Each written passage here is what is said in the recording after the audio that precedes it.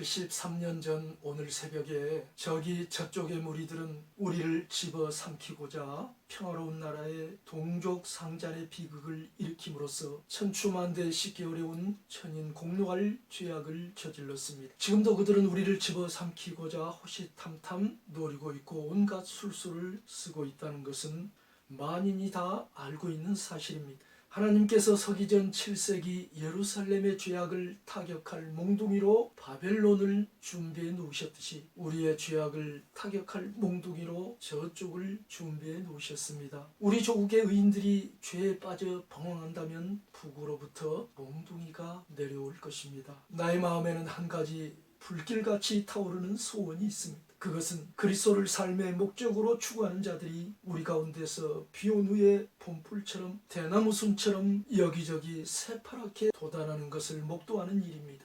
나는 왜 그런 소원을 가지게 되었는가? 그것은 적어도 하나님으로부터 온 소원이라고 믿고 있습니다. 순결한 가슴으로 그리스도 얻기를 삶의 가장 중요한 목적으로 추구하는 것은 하나님 앞에서 참된 의인의 삶입니다. 물론 예수님을 진실하게 믿는 자는 의롭다 하심을 받은 의인들이라고 성경이 말하고 있습니다. 나의 이 소원, 그리스도를 삶의 목적으로 추구하는 자들이 많이 일어나는 것을 보는 것, 이것은 우리 대한민국의 전망이 걸린 극도로 긴박하고 절박한 소명입니다. 그런 의인들이 많아질 때 우리나라는 흥왕하고 그런 의인들이 사라질 때 대한민국은 사라져갈 것입니다. 아마도 저 북쪽에 의해 삼킴을 흡수를 당할 것입니다. 소돔과 고모라는 의인 10명이 없어서 멸망당해야 했습니다. 서기전 586년 예루살렘은 의인이 없어서 바벨론에 아주 망해야 했습니다. 소돔과 고모라와 예루살렘이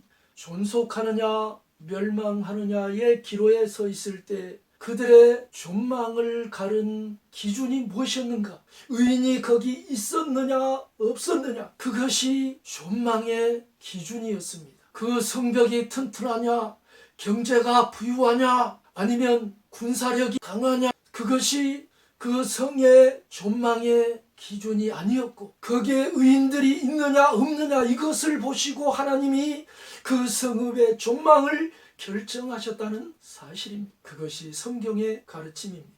에스겔 22장 30절 31절에서 바로 그 사실을 지적하고 있습니다. 이 땅을 위하여 성을 쌓으며 성 무너진 데를 막아서서 나로 하나님으로 하여금 멸하지 못하게 할 사람을 그 가운데서 예루살렘 가운데서 찾다가 얻지 못하였기 때문에 내가 하나님이 내 분으로 그 위에 쏟으며 내 진노의 불로 멸하여 그 횡이도로 그 머리에 보응하였느니라. 서기 668년 고구려는 내가 감히 단언하건대 진정한 의인들이 없었기 때문에 주권자들끼리 서로 싸우다 신라와 당나라에 망해야 했습니다. 그 나라에 오피니언 리더 역할을 할 수 있는 진정한 의인들이 있었다면 고구려는 그렇게 서로 내분을 일으켜 망하지 않았을 것입니다. 고대의 성읍 공방전에서는 성문이 적군에게 점령당하거나 성벽의 어느 한 곳이 무너지고 뚫리면 그 성읍은 에워싼 적군에게 점령당하게 되죠. 왜냐하면 성읍을 에워싼 적군의 수는 엄청 많고 성읍 안에 군사의 수는 적기 때문에 중과부적으로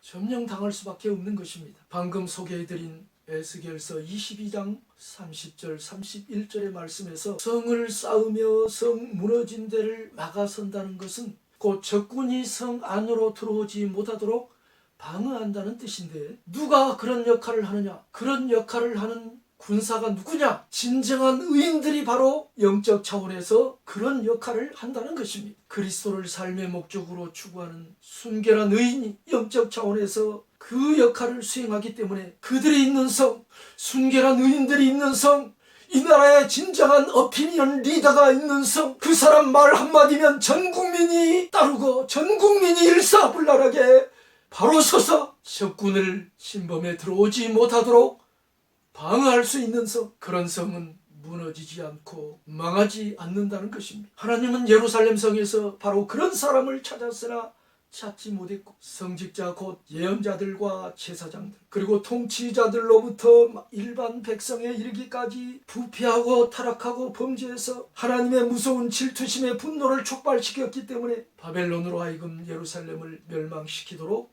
허용하신 것입니다. 고구려 평양성이 망할 때도 그랬습니다.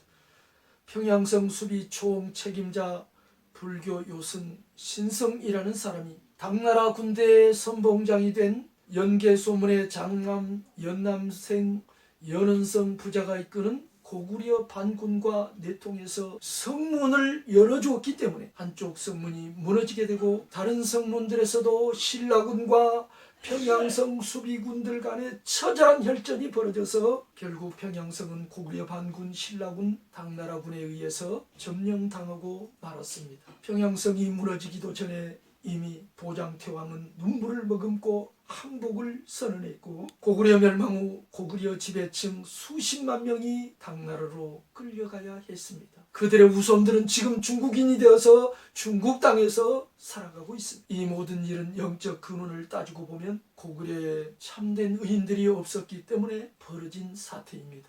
한편 이스라엘과 예루살렘이 멸망하는 과정에서 아시리아와 바벨론으로 수차에 걸쳐 끌려간 이스라엘인들은 전 세계로 흩어졌지만 서기전 6세기 말년부터 참된 의인들이 일어나 나라를 재건했습니다. 하지만 서기 30년 무렵 자기들의 메시아, 온 세계의 메시아를 십자가에 못 박아 죽임으로써 인류 역사상 공전저루의 대제악을 저지른 예루살렘은 서기 70년에 드디어 로마의 티투스 장군에 의해 처절한 유린을 당하게 됩니다.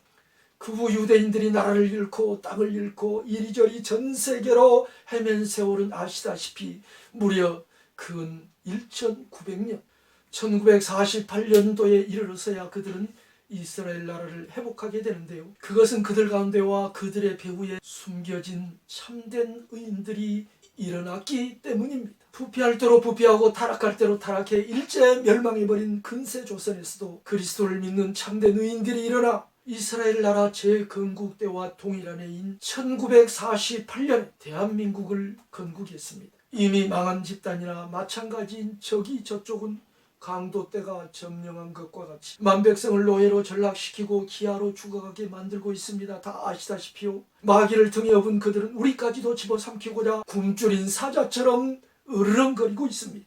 이는 온 민족이 함께 서로를 도륙하고 망하자는 거나 다름없는 작태입니다. 그들의 임금 마귀에게 미혹당한 이쪽의 무리들은 혈안이 되어서 그 짓에 동조 협력하고 있습니다. 신문지상에서 읽어보셔서 또 방송에서 들어보셔서 다 잘 알고 계실 것입니다. 그들의 조직은 이미 전국적으로 널리 퍼져서 우리의 온 산하를 새빨간 피로 물들이고자 시뻘건 눈을 부라리고 있습니다. 이런 백척간대 절체절명 위기 앞에서 정치는 정치대로, 경제는 경제대로, 국방은 국방대로, 여러 운동은 운동대로 힘써 나라를 지키고 살리고 부흥시켜야 하겠지만 또한 우리는 그리스도를 삶의 목적으로 추구하는 순결한 의인들이 되어서 조국 교회의 성 무너진 곳을 막았으니 우리 조국의 성을 지켜냄으로써 원수들이 우리 성을 점령하지 못하도록 해야 할 것입니다. 역사와 나라의 흥망성쇠를 하늘의 하나님이 주관 섭리하신다는 것은 성경의 명명백백한 가르침일 뿐만 아니라 상고시대부터 현대에 이르기까지의 우리 민족 선조들이 그리고 고대 중국의 현인들이 견지해온 굳은 믿음이었습니다. 성읍은 정직한 자의 축복으로 인하여 진흥하고 악한 자의 입으로 말미암아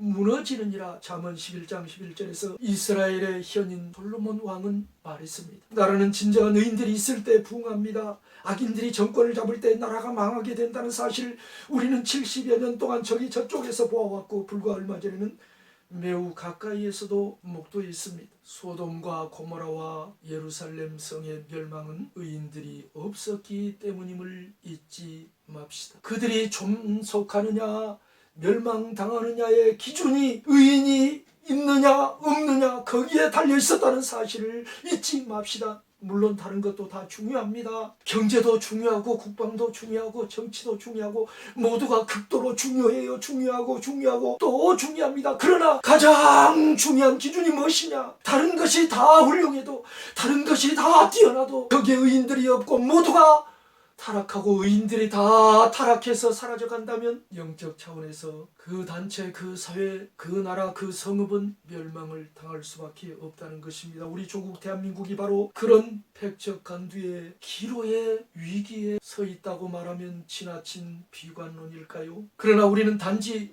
무너지지 않는 선에서 만족하는 것이 아니라 복음, 유앙겔리온, 복음으로서 우리와 저기 저쪽이 하나가 되어서 21세기부터는 세계 제사장 나라로 그룹 둘의 나라 가운데 하나로 전진해서 각 분야의 한류뿐만 아니라 그리스도의 참된 에이렌의 평화와 유앙겔리온 기쁜 소식의 한류를 온 세계에 전파하는 세계 영적 종주국이 될 수 있다는 비전이 우리 눈앞에 뚜렷이 또한 보이고 있습니다. 이런 위대한 비전을 바라보면서 우리는 오늘 또 그리스도 얻기를 삶의 가장 중요한 목적으로 추구하는 그리스도의 순결한 신부로 살아가기 원합니다. 그것이 너와 나를 살리는 진정한 의인의 길이라고 믿기 때문입니다. 그리스도를 믿고 아는 사람이라면 너도 나도 그 누구도 이 가장 긴급하고 절박하며 거대한 소명 앞에서 핑계거리를 찾지 못할 것입니다. 그것은 우리 대한민국 소명일 뿐만 아니라 우리의 가슴을 불타오르게 하는 솟구치는 용암이고 우리의 가슴에서 시원한 생수가 솟아나게 하는 어린 양의 보좌로부터 내려오는 생명수 강일 것입니다. 또한 하늘에서부터 내려오는 우리의 기쁨이자 행복이자 천국입니다. 그것이 그리스도를 삶의 목적으로 추구하는 자가 누리는 복들 가운데 가장 중요한 핵심이라고 저는 믿습니다. 감사합니다.